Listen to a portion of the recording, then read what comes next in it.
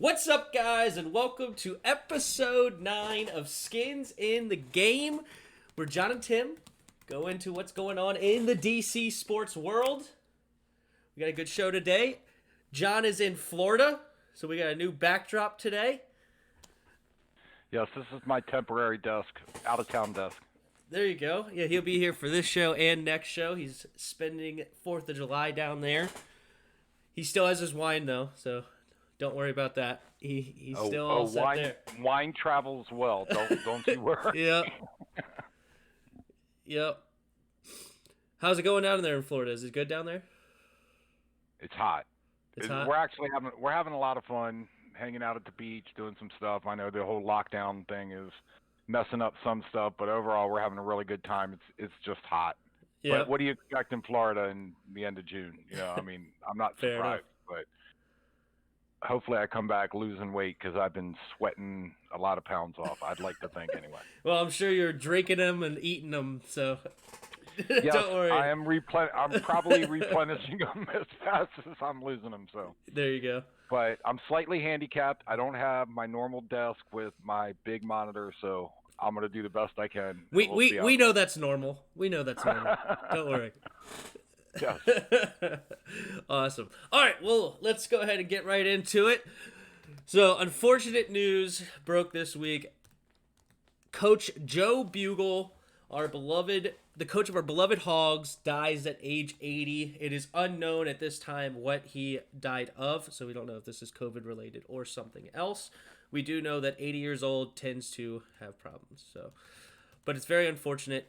And so just wanted to go a little bit through what he did for us as the Redskins fans. And he came to Washington in 1981. He started as the offensive coordinator. He was then promoted in 83 to assistant head coach.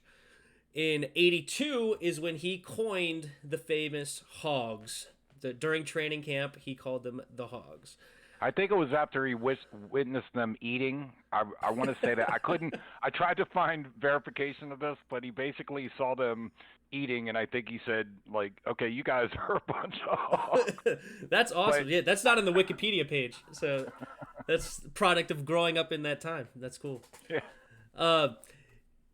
He is widely regarded across the league as the greatest offensive line coach in history. Obviously, with the Hogs helps your case, but he actually got his start as an offensive line coach in Houston, the Houston Oilers, and he had a really good playoff game before he became the offensive coordinator there, where they ran the ball everywhere. And he also had some good stints other places. He served as the head coach of the Phoenix Cardinals from 90 to 93, and he was also the head coach in 97 in Oakland. He did not perform very well as a head coach, but he then came back to the Redskins in 04 when Joe Gibbs came back, and he was also the assistant head coach as well, where he led the Skins to two top 10 rushing top 10 rushing performances in 2 years in a row. So 05 and 06 had a top 10 rushing attack, and in 06 his offensive line only allowed 19 sacks, which was good for third in the NFL. So besides Chris Samuels, that offensive line was okay, but he coached them up to be really, really good. And also having Clinton Portis as your running back helps you be able to get some yards as well. But so that is the rundown. So did you have anything to add as growing up in the 80s? Well, and the first thing I wanted to say, in a comment to you or a response to you about him not being a very good head coach, I think a lot of position coaches found the transition to head coach to be very difficult because there's diplomacy, there's a little bit of psychiatry. I think there's a lot of things that a head coach has to deal with that a position coach doesn't have to deal with. And I think Richie Pettibone for the Redskins found the same thing, that they made him the head coach, and while he was a very good defensive coordinator, he didn't have it to be a head coach. So I don't think it was that unusual for Joe Bugel to be who he was and as good as he was. that he just couldn't transition into running a complete team. Mm-hmm. I think the guy knew what he knew, and he knew it very well. Mm-hmm. I actually read this not too long ago about Joe Jacoby and his first meeting with Joe Bugel, and he had just graduated for, I think, Louisville, and he had a 15 to 20-minute conversation with him in January after he had graduated, and uh, basically Joe Bugel was laying out what he thought an offensive lineman should be and what Joe Jacoby was lacking and what he had to work on. And then what struck me was that apparently in April, Joe Bugel had a private 2.5-hour session with Joe Jacoby, and Joe Jacoby said this 5'10" individual kicked my butt. He goes, by the time I got done with it, I was back in the locker room getting cleaned up, and he said I said to myself, do you really want to play in the NFL? I thought, Okay, fair enough. But I also thought it was interesting that when Bugel brought him up to Gibbs, Gibbs thought he was a defensive lineman, 6'6". I know some people say 6'7", but whatever, but nearly 300 pounds. That Joe Gibbs thought, okay, this guy is a defensive lineman. And that first preseason or the training camp, he went from the last guy on the lineman roster to the starting left tackle for game one. And he attributes that all to Joe Bugel and teaching him what he taught him. And I thought that was just an interesting story to see the guy that was probably the most prolific lineman that Bugel had on his roster said that he was basically saying, I wouldn't have even been anywhere near there. He wouldn't have got started if it wasn't for him. Yeah. Yeah. That's cool. So, but yeah, I think, the Hogs were, they were just amazing what they could do. And I mean, I don't know if you want to add something else. I did have one other story that. No, go ahead. You got it. That there was a story, and it was told by several people, and I'm sure it was exaggerated to some degree, but Jeff Bostic was the one I heard tell the story where they were playing against Dallas Cowboys, who had, and we might have talked about this already, but they had Randy White was a Pro Bowler. I'm sorry, I don't remember his position. He was on the defensive line of, he might have been an end or I can't remember. But basically, the story goes that Joe Theismann looked over to Joe Gibbs to get the play, and Joe Gibbs called a play, whatever it was, and Joe Theismann, because they're sitting around telling the story together. Yeah. And Joe Theismann goes in and goes to call the play, and he says, Jeff Bostic looks up at him and goes, we're running 50 gut. And Joe Theismann was like, okay. And they ran the play, and they got about 4 yards on it. And so Joe Theismann goes back and looks over at Joe Gibbs again, who is now a little bit angry that they didn't run the play he called. So he calls a play again, and Joe Theismann walks into the huddle, and Jeff Bostic said, no, I told you we're running 50 gut. And it got to the point where Joe Theismann stopped looking at Joe Gibbs because Joe Gibbs was beside himself. I heard Joe Theismann say that on his thing, yeah. Yeah. And then it got to the point where the offensive line was walking up and looking at Randy White and saying, we are running at you. Stop it. And they just were like, yeah. And they ran the play 9 times in a row, and Dallas could not stop. They just ran over them. And I just thought, I'm sure there was a lot of talent on there, but there was something that Bugel had that elevated this group to the level that they got. Which they were also huge. Yeah, Joe Jacoby was 300 pounds when 300-pound linemen were not a thing. You didn't see 300-pound linemen. So I guess Bostic, I guess in that light, Jeff Bostic, I think, was 260. He may have been. I think he was the smallest one. He was. Yeah, so, averaged around 280 for the line or 275, which at the time was just massive. Now, if you're a 275 lineman, you don't go to the NFL, period. They don't look at you. Yeah, you're like 17th string.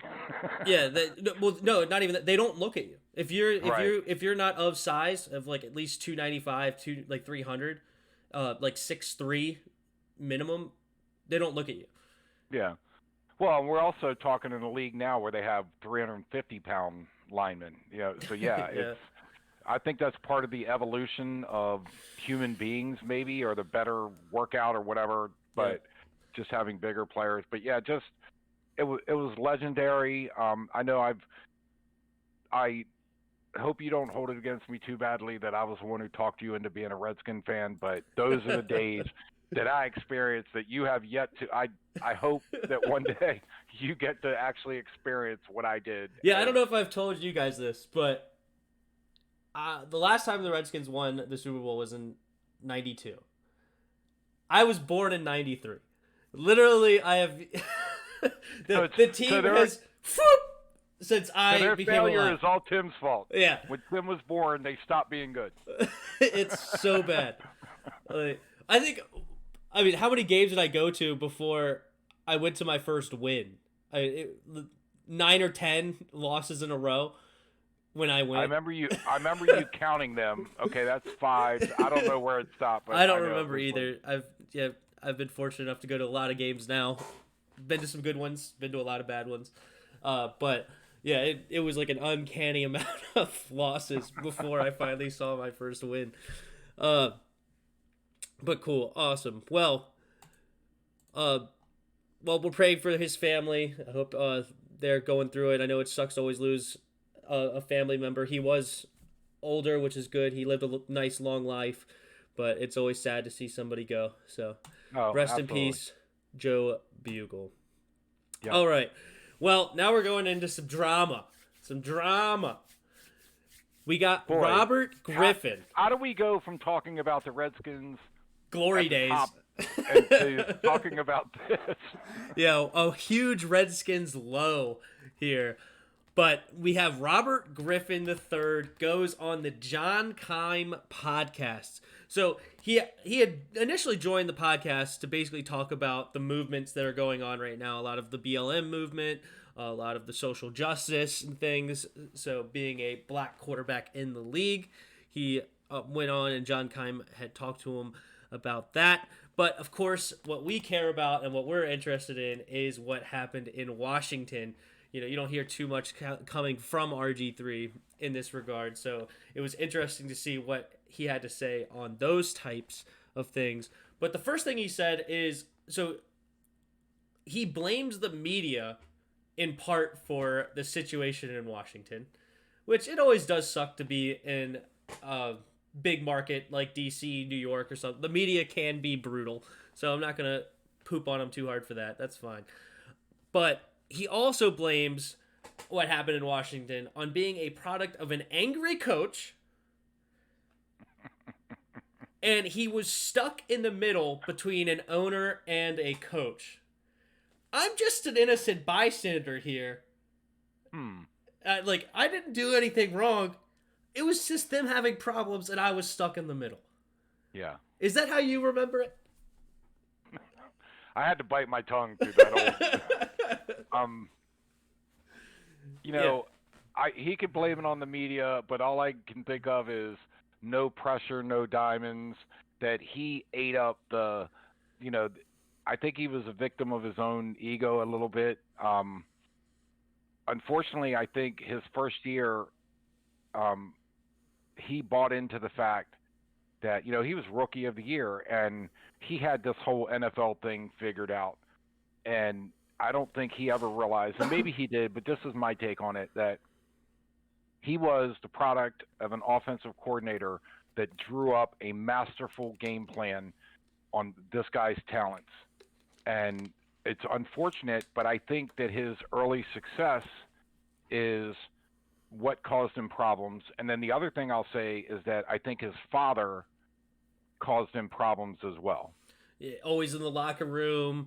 Yeah, I think he definitely inflated that ego as Well, much and as he also possible. said, his father was the one, again, my memory serves me, his father was the one who was telling him, oh, they think you're just a running quarterback. They don't think you can sit in the pocket and was basically feeding him negativity of that they're exploiting.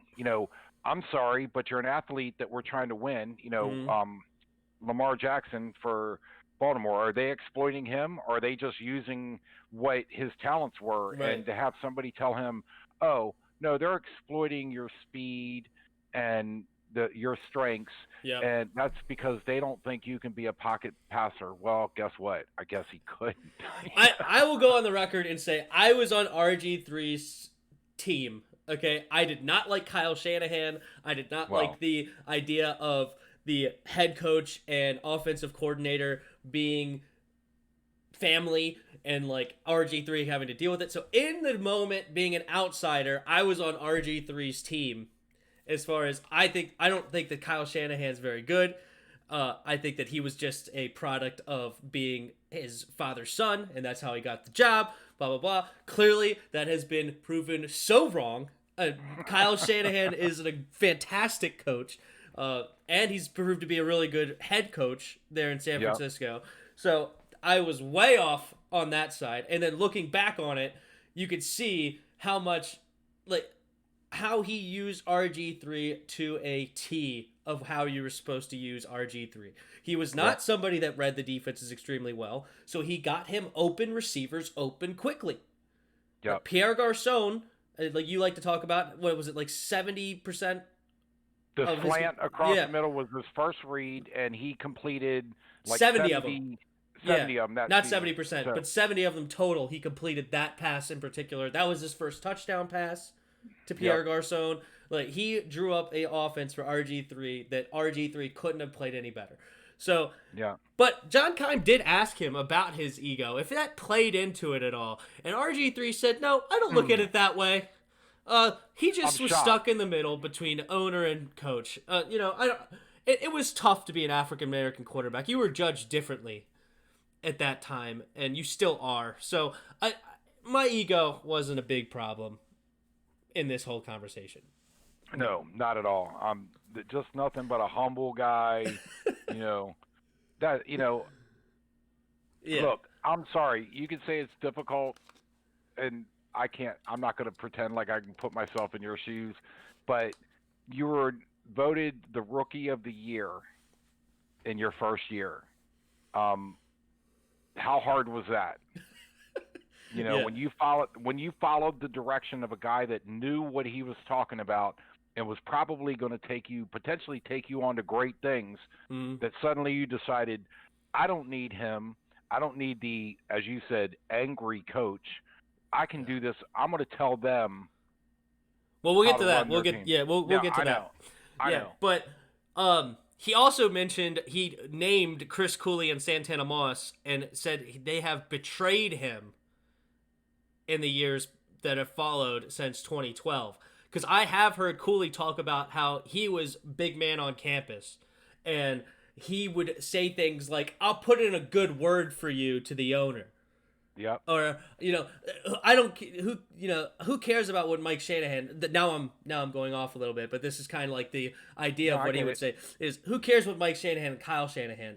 I got it. I go to the owner's box. I go to the owner's Yep. office. I And I have just direct wanted to add, contact. I know that you're very hard. I don't think I'm as hard on Dan Snyder as you are in certain way. And other people, I know there's things he does that drives me crazy. Don't get me wrong, but I put that part of it. I put on Dan Snyder the fact that, and Clinton Portis was the same way, where they had a direct line to the owner, and I don't think that was a good idea for anybody. Not particularly singling out any one player, but there's been a series of players throughout Dan Snyder's tenure where he has basically, I don't want to say befriended them, but gave them a Well, direct I want to line of clarify on communication. that. Like, I'm okay with a direct line of communication. Okay, like have a relationship with your players. Like it's good to have a relationship, but don't undermine your coach. Right. I think I was saying it the wrong way. Not Yeah, not just the fact that they talked, but the fact that he could go to Dan Snyder, and like I said, he wasn't the only one. I know there was a line of them where could go to the owner and complain or say something that was negative and have the owner take the player's side.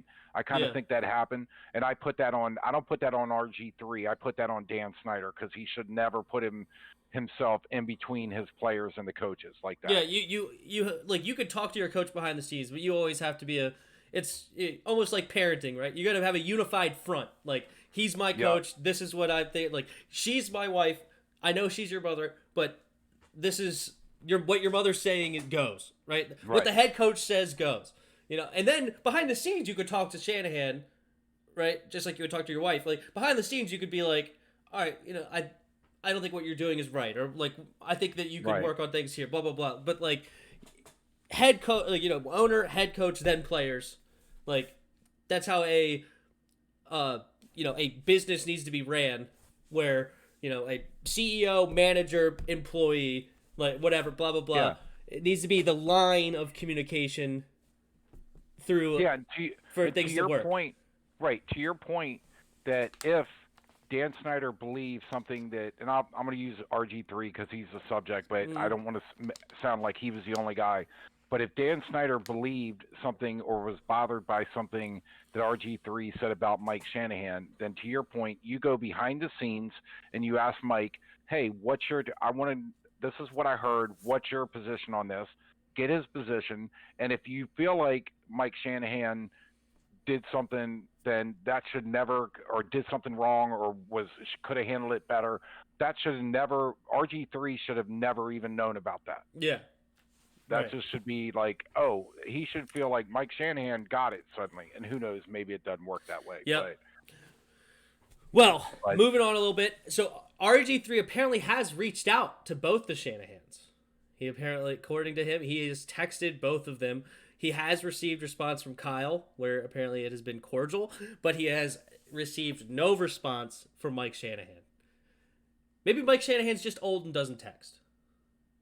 Okay, maybe that's all it is. maybe he never got it. Maybe he never got it. Yeah, who knows?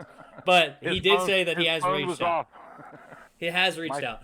So I Yeah. thought a cool question that John Keim did ask was, has he talked to Dwayne Haskins? And if so, like what they've talked about? He said he has talked to Dwayne, but something I did appreciate what RG3 said in this is that it's not his place to basically put negative thoughts into Dwayne's mind about the organization or about whatever's going on.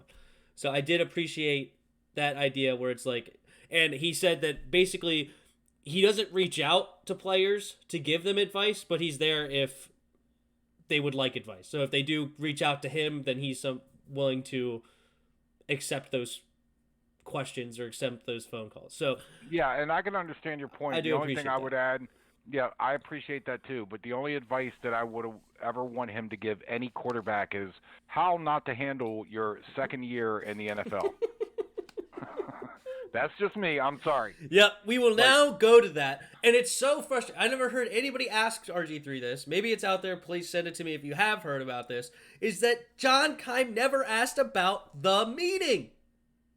With the whiteboard, yes, I know exactly what you're talking Did about. it happen or not? Because, so basically, if you don't know, after the 2012-2013 season, there was apparently a meeting. RG3 had a cast on his leg, or a brace on his leg, because he had just torn his ACL, and he apparently goes into this meeting with a two-time winning Super Bowl head coach. Okay, I'm sorry. Just to clarify, according to what I heard, RG3 called this meeting. He didn't just come in and Potentially, attend it. yeah. That's fine. If the story yeah, is true. yeah. Go ahead. All right, so I don't know who called the meeting, but the point is there was a meeting, which it would make sense if he called it because of what transpired in the meeting. But so he says that he went to the whiteboard and either wrote down plays or drew up plays that he will not be running anymore. Yeah. These plays are not plays that he will be running, and these are the plays that he will be running from here on out. And he told a two-time winning Super Bowl head coach and clearly a fantastic offensive coordinator, which I'm sure if you were in meetings with, you knew he knew offense. Right. Like, me as an outsider, I didn't know he knew offense, but if you're sitting in a room with him on a daily basis talking about NFL offenses, you know if he knows offense or not. And somebody who clearly just drew up an offense that had you at 20 touchdowns, throwing 4 interceptions, and I believe it was 5 rushing touchdowns. So a fantastic touchdown to turnover ratio. Oh, yeah. And told them that basically, I'm not running your offense anymore. Kick rocks. Yeah. And I don't know if you heard the part where Mike Shanahan said that he actually was looking. He said, I was looking around for the candid cameras to where somebody was going to walk in, and you might not understand that reference. No, I know exactly who you're talking about. Okay. Or more, maybe a little bit more popular would be punked. Right. So Yeah. he said, I was looking around and waiting for someone to come in and say, okay, this is all it, like, this is, you've been punked, or or you're on candid camera. That was my, Yeah. But yeah, that I don't know. I'm not going to sit here and say that I think Mike Shanahan didn't have his faults, and that, or am I going to say that I like Kyle Shanahan? He's cocky. He is good at what he does, but I think some of the things he said about the Redskins, because I know he thought he was going to be able to take the plan was Mike Shanahan to be there for a while, and then Kyle was going to come in and take it over. So he had some sour feelings to the Redskins. Mm. That's fine. Look, just move on. You got a coaching gig. You got a chance to shine or show your talent in Washington. Go do your thing and let the past go. Mm-hmm. So I'm not going to sit here and say that I think, like I said, either one of them are great. I know they've had success. They know football. But I just have to say I don't see any point in Mike Shanahan. That's who I had heard the story from. Mm-hmm. I don't see... Well, I will say this about Mike Shanahan. You're about to say you wouldn't see why he would lie. But Mike Shanahan has been on recording saying that I'm just here to tell the truth. And I don't always do that. So he's had said this before. But who cares if Mike Shanahan is a truth teller or not? Rex Grossman, the other RG3 in the room, has come out. I heard it on the radio talking to Chris Cooley and Kevin, that he's come out and said, oh, it most definitely happened. And all those meetings are recorded. So the recording is out there somewhere, which if that ever got out, oh my God, would that be something that you would just eat up as a media person? But Rex Grossman came out and said, oh, it most definitely happened. Well, and also, that's good to hear, but also, just let me say that the context, I believe, where Mike Shanahan said that was in terms of his press conferences and having to talk to the press every day or every week about who's on the injury report, that kind of stuff. Mm-hmm. So I think his context was a little bit different than saying that I'm not going to tell you the truth. I'm going to make up a story about one of my former players or the team I coached. Mm-hmm. So I just think the context was, hey, I'm out here to tell you the truth, and I don't always do that. I think that was in the context of Bill Belichick, which is, I'm never going to tell you the truth about injuries. Well, as I said, I'm not calling Mike Shanahan a liar. My point only is who cares if he's a liar at this point? Because there's other people that have come out and corroborated the story. I would like to hear. Because I don't think I've ever heard RG3 deny it. I don't know if I've ever heard that or not. Yeah. So, but I also have never heard him confirm it either. So I would have loved a direct question from John Keim. I think he was remiss to do that as a media person. It was such an indictment on RG3 to why that relationship went south. That it's like, okay, well, if you're not going to run the offense that I am drawing up for you because this is what you do best, me as a talent evaluator, I don't want you as my quarterback then. Right. Like, I'm moving on to Kirk Cousins or I'm moving on to somebody else. Like, don't tell me. I would love to hear the RG3's answer to that. Yeah. But unfortunately, we did not get it. But something else happened during that 2012 off season that is now also coming out. And that is apparently Peyton Manning wanted to come to Washington. So Mike Shanahan and Peyton Manning have now recently come out in an interview. I have not seen the recording of the interview. Apparently, it was more for writing purposes, but they both came out and said that they had talked together privately, like him, Kyle, and Mike, Peyton Manning, that is, Peyton, Kyle, and Mike, to say that they really liked each other and they wanted to make a move where Peyton came to Washington instead of the Broncos in that 2012 season, but says since they traded for the number 2 overall pick, obviously to get RG3, everyone knew that that was the move, he then wrote off the Redskins. Is that how you remember this story? No, I got to be honest with you. I don't recall a lot of detail about this. Well, and I guess I'm thinking about it from the other angle of were the Redskins in a position to, I think, let me try to take another tack at or angle at this, that he went to Denver. Denver had a great defense and a serviceable Offense, yeah. offense. So I don't think that Peyton Manning coming to the Redskins for a few years, we're going to. Oh, yeah, we sucked at the time. So, before RG3 came here, we were not a very good team. Right, and that's what I guess my point is, or my thinking about the whole thing is, does it really? Why does it even really matter? Is it what is the point of what they're trying to say? Did the Redskins are they saying the Redskins had the opportunity to get the best quarterback, arguably one of the best quarterbacks of all times, and didn't take it? Or what is the point of this argument? Because I just don't see that. And it's like, well, I'm for one ticked because Peyton Manning is one of my favorite players of all time. I love Peyton Manning. And the opportunity to root for Peyton Manning in a Redskins uniform, like, that would have been one of the best times of my life as a Redskins fan. I get that. It would have been such a, like, just a enjoyable time for me, even if we didn't win Super Bowl like they did in Denver. Like, being able to root for who I believe is the best quarterback of all time. I watched him play my whole growing up. I think he's fantastic. What he was able to do at the line, read defenses, be able to trick them, call plays. Talking about his mental chess battles with likes of Ray Lewis, Brian Urlacher, Troy Polamalu, Ed Reed. Talking about these things. You made very valid arguments to say why you think he's better, in particular right now, than Tom Brady. I think you made valid arguments. I love Peyton Manning in so many ways, but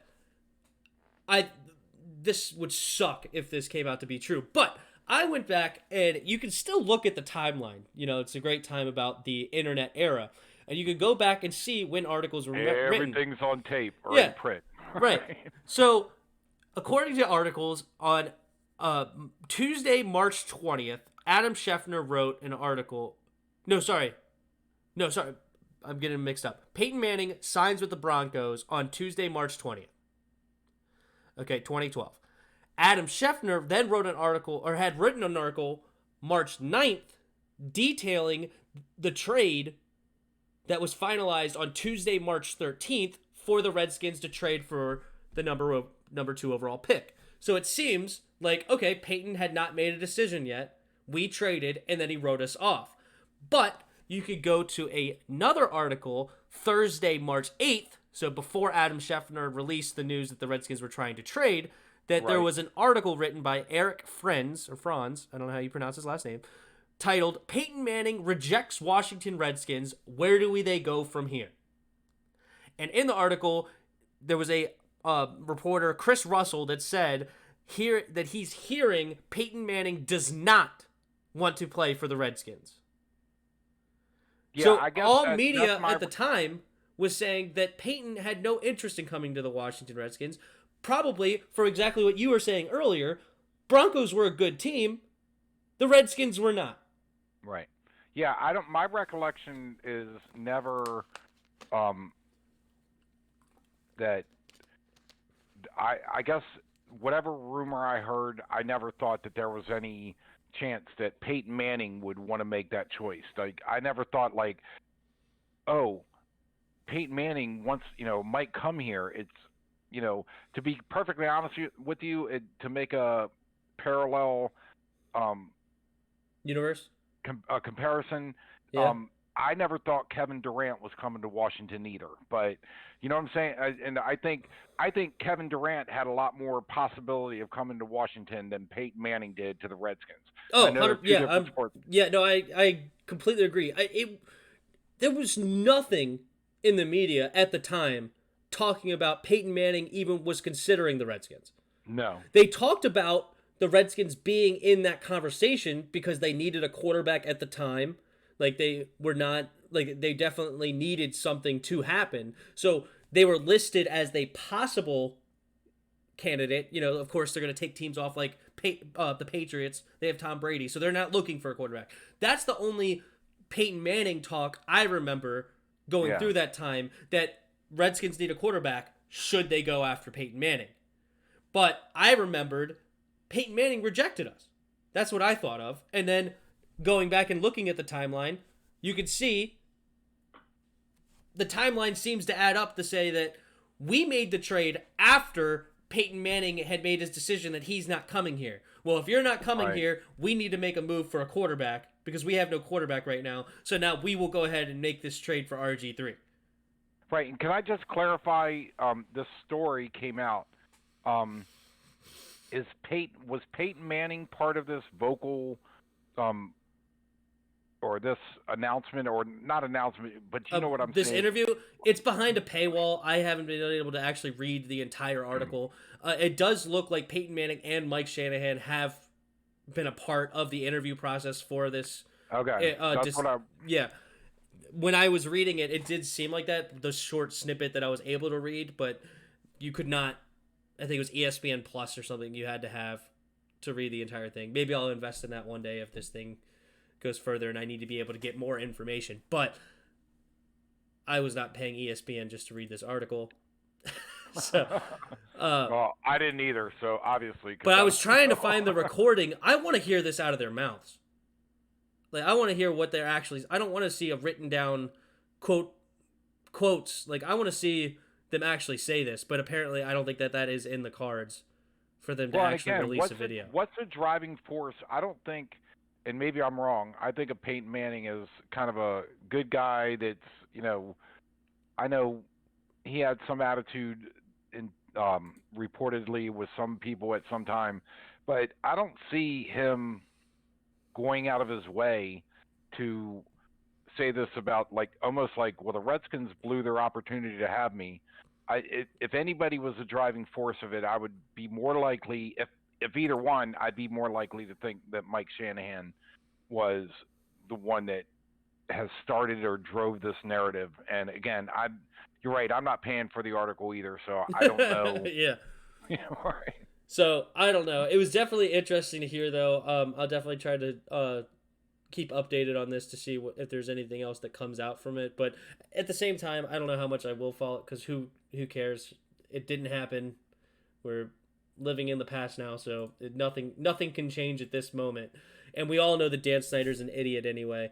Bruce Allen was the GM at the time, and he's fired anyway. So it's not like there's somebody that we could be like, oh my God, he made a bad decision, we need to get rid of him. I mean, pretty much everybody's gone from that team besides Dan Snyder, and you can't get rid of Dan Snyder. So right, and that's kind of my point is, what is the point of this coming out now? It's like, and had they made the decision, just put a cap on it, had they made the decision to bring him in, do you think we were going to have won Super Bowls over any of the next 3 or 4 years? Probably not. So I would argue that I would argue that there is something possible about it, because Mike Shanahan was a legit good coach. Kyle Shanahan has already shown to be a legit good coach now, but he wasn't. He didn't show. Well, he's shown some stuff to some people, but he didn't show me very much. But point is, though, is that clearly we know now that he was a legit offensive coordinator. So having him paired up with Peyton Manning, who is basically an offensive coordinator his darn self, that Yeah, pretty much. that offense would have been rolling. And also Peyton Manning had Pierre Garcon. Pierre Garcon came from the Colts. So there was already a relationship there Yeah. that could have blossomed into something more. But no, it would have been a much different offense, but he would have had that offense legit rolling. And Yeah, I can see it would have that. been a defensive situation. Like, would our defense be able to keep up? Would have been. We would not have had the Broncos defense. We would not have the 2015 Denver Broncos, Von Miller, DeMarcus Ware, You think? champ. Yeah. Chris Wait, was Harris that who was was? his name at the corner. I'm trying to think of who the defensive coordinator was. I know we had Hazlitt, we had um, Barry and Minuski. I'm trying to think of who was the defensive coordinator in. Was it Hazlitt? I think it was because Hazlitt was right before Joe Barry, right? And Joe Barry was Yeah, it might have been Hazlitt. Jay Gruden's first defensive coordinator. Yeah, and I mean, everybody used to dog on Hazlitt. You know what? I love the fact that he loved to run the zero blitz. And I digress, but Yeah. apparently Minuski does not know what a blitz is. So, We're not if I getting had into to- that. We're not doing it. We're not doing it. We're not I doing know. it. Nope. I'm just saying, if I had to pick one or the other, I'm picking. Not getting into Greg Minuski today.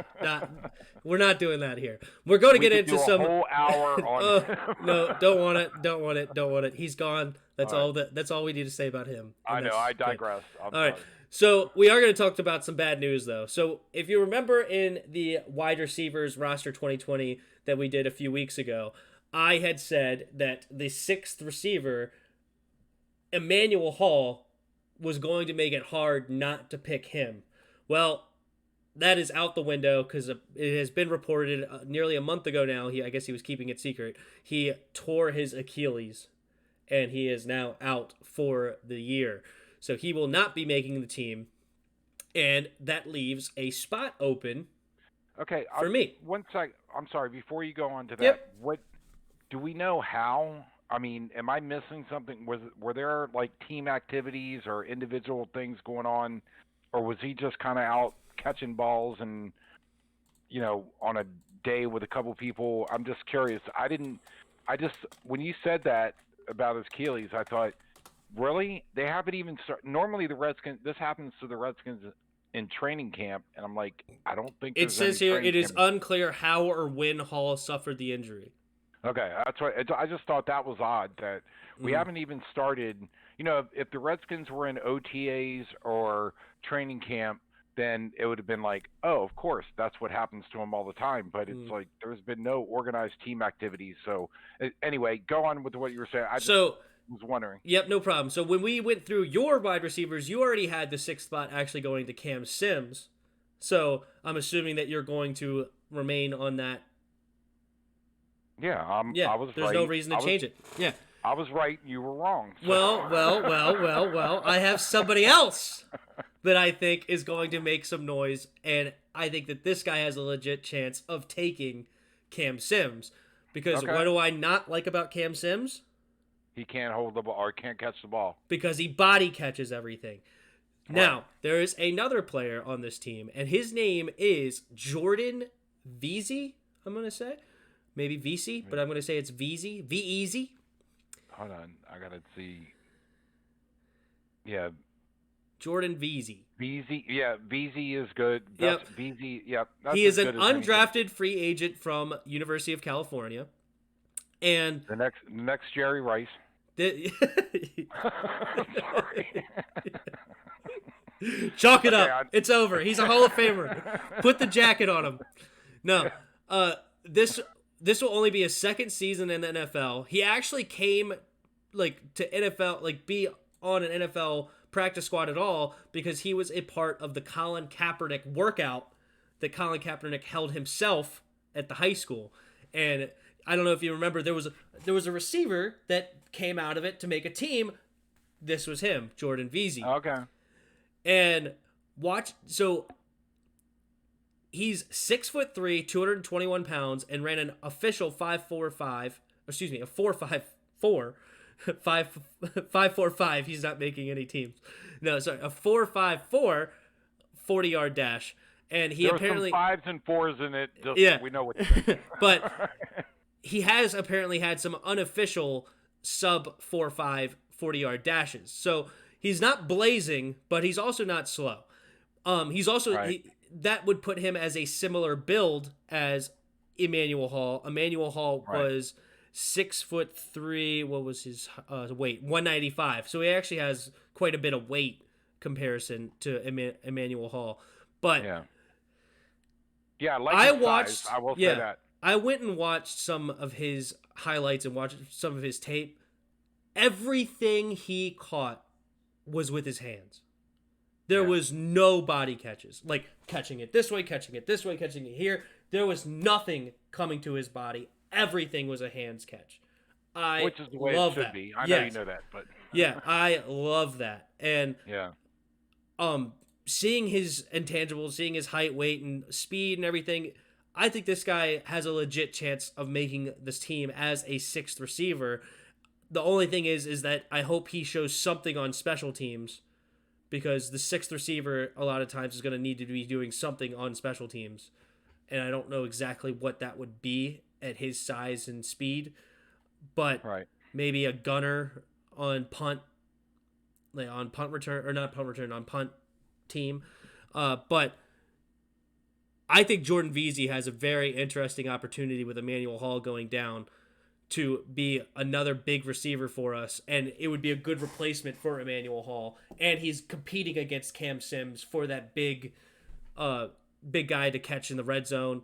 And I would be very interested to see if Jordan Veazey could make this team. Yeah, and you're right. If he has good hands, I do agree with you that Cam Sims, his issue was his hands, or not using his hands. Yeah. So that would be interesting.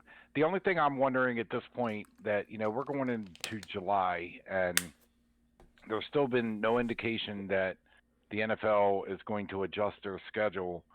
At some point, the team's got to be able to get on a field somewhere and, you know what I'm saying? It's like be in person, like have the team in training camp or whatever you want to call it. Yeah, the NFLPA and the NFL are in talks about that now. There was some talks about, like, there was an article on ESPN, are Tom Brady and Russell Wilson making it hard for the NFLPA because they've been holding private practices?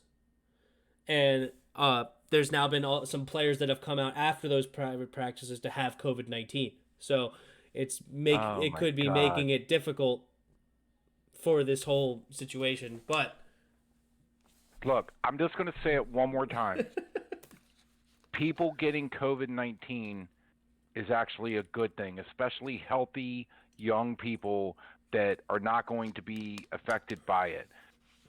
To be afraid that some young athlete has gotten COVID-19 is, I'm sorry, it's ridiculous. Get over it. The new cases thing is driving me crazy. The death rate is at the lowest it's been since very early on, and nobody's talking about that. Hey, if you want to stop the cases from going up, you just quit testing. Well, yeah. But it's like this hearing of it'd be. I'm sorry, but to me, it's very much like, oh, I'm sorry, this player got the flu. All right, well, shut down all of the NFL because we have a player that got the flu. I'm sorry, but we're going to find out ultimately in the end that that's pretty much what it is, and it's just frustrating to me that, oh my God, a young, vital, healthy individual got COVID-19, so therefore we should shut down everything. Yeah, it's please wake up. That's the world we live in, and I know that's what's happening. I know. I'm off my soapbox now. So, all right. Well, we're rooting for Jordan Veazey now, or at least I am.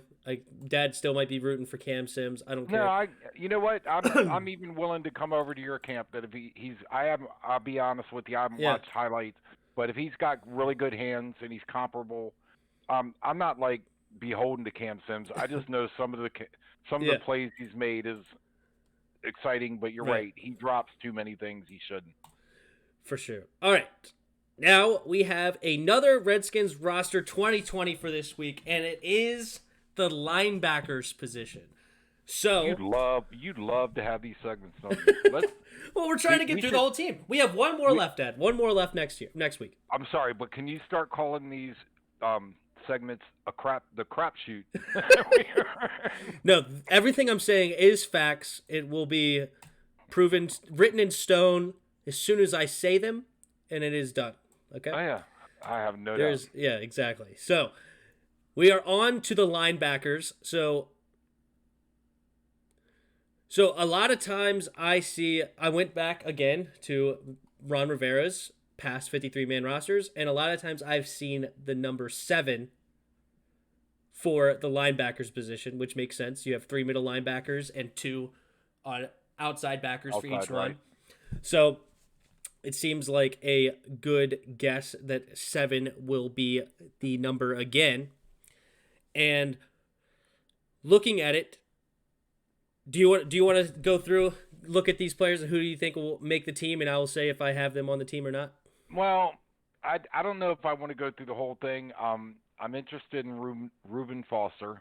Yes. I was disappointed in him getting hurt last year, and I really want to see, and be honest with you, I want to see that the Redskins actually made a shrewd move. I know it was Bruce Allen. I don't want to give him any credit, but to have Reuben Foster be in the position he was in, and the whole league was like, nobody's going to touch it, and maybe the Redskins did their due diligence and found out, you know what, we don't think the story is what they thought, they thought it was, and then comes out, everything, comes out the back end where it's like, yep, all that stuff was dropped, and the Redskins landed somebody that could be a very exciting player. Mm-hmm. And I'd really like to see, and I mean, for his benefit as well, don't get me wrong, but I'm interested to see how he does.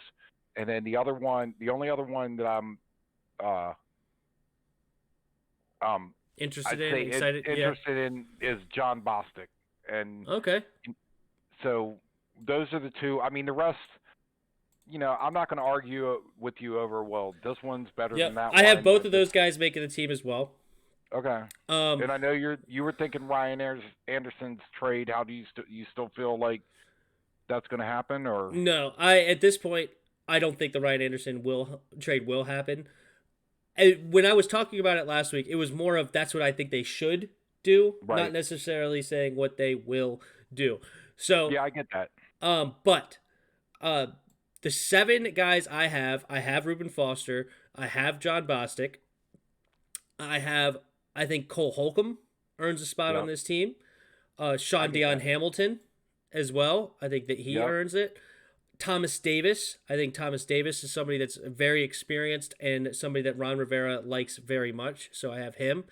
And then I do have, or the 6th guy I have here is Josh Harvey Clemens.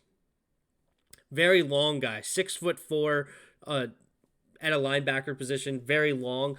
I think that he's a good weak side backer for you. So somebody that could guard tight ends. Yeah, how unusual is that? A linebacker at 6'4". That seems... that's a very, very tall linebacker. Yeah, that's what I was thinking. Well, at least a tall one that would be playing legit linebacker. There have been Ryan Kerrigan was a linebacker for a long time because we ran a 3-4 system instead of a 4-3. Wow. But now that we're switching to the 4-3, I think that Josh Harvey Clemens would be a good weak side backer for you and a good backup to have on the team. And then to finish out my number 7, I do have Ryan Anderson. I think even though he should be playing a more rush the passer type role rather than being in coverage at all, I think that he will be listed as a linebacker and will be the number 7 linebacker to make the team. Well, he probably would be more like the number 4 or 5. So that's how you fit him into the team. I get it. Yep. So, and then the starters, I do have Reuben Foster at starting middle linebacker. I think that Thomas Davis will be your starting Sam backer or a strong side backer, and then Cole Holcomb I think will earn the starting weak side backer position because he does have some real speed to be able to come from the backside, come from the weak side, and I think he has a chance to be a legit linebacker, not somebody that's a top 10 linebacker in the league, but a very serviceable linebacker for you on a good defense. So those are my three starters that I have. All right, I like that. I did want to make this note because if you look at the team roster here, which I'll pull up, you see the draft pick Khaleke Hudson listed as a linebacker. Well, I'm sorry, but that print is so small, and I don't have my glasses, so I have to pull it up. Oh yeah, no problem. You can pull it up while I'm talking about it. That's fine. Go I hope the viewers at least have a chance to see it. Khaleke Hudson. Okay, I'm with you now. Yep, Khaleke Hudson was our, I believe, a 5th round draft pick this season, this past offseason. And I do think he will make the team, but I think by the time he makes the team, he is going to be listed as a backup strong safety. Okay, 5'11". That's kind of, I know that's like London Shepherd. London Fletcher. Well, I'm not Fletcher, so. You're right. I'm sorry. London Fletcher was something like 5'9", 5'10", or something. I don't think he was quite 5'11". He was a short linebacker, but he was also like 245 pounds though. So the number that I'm more worried about at the linebacker spot is this 224 number, where you're just going to get pushed around way too much by the big offensive lineman trying to go through. And trucked by any running back that comes straight at you. Yeah, it's 224 is not a very strong linebacker size. So I think he could come in on some packages to be a cover linebacker, like if they want to bring in an extra linebacker, like a 4-4 defense. But I think by the end of it, he's actually going to be listed as a backup safety to Landon Collins and a special teams player for us. So we are doing the last position group next week, which would be the DB. So a little sneak peek, I have Khaleke Hudson making a safety spot for this team. Okay. I can't wait to talk about the next crapshoot. Yeah. As I said, everything I'm talking about right now has already been written in stone. Oh, yeah. I have direct communications with Ron Rivera, Doug Williams, and Kyle Smith. You know, Tim, I've said repeatedly that you know so much more about the Redskins than I ever could hope to know. So my opinion doesn't matter. So hey, no, of course your opinion matters. Everybody's opinion matters because, you know, my wife has beaten me in fantasy football the last 2 seasons because she picks people that are cute. And that's the life I live. To her about fantasy. If I'm going to play, why am I here? Why am I here? Yeah, what do you know? Yeah, but no. Awesome. Well, that's what we got. Just under an hour. So we did good. Hey, can I just say thank you? Thanks to everybody for putting up with my vacation spot. Yeah, whatever your situation. Yeah. My handicap vacation spot, but I'm having a great time. I'm not sorry, but I look forward to being back in my actual office to do the show. Yeah, where I can read stuff without squinting. Yep. Awesome. Well, thank you guys for joining us again on episode 9. Thanks for sticking around to the end. Please leave any comments down below. If you have anything else, we still would like to read some of those off. Like the video, subscribe to the channel, share with your friends. I hope that you enjoyed everything, and we will see you again next week. Yep. See ya. See ya.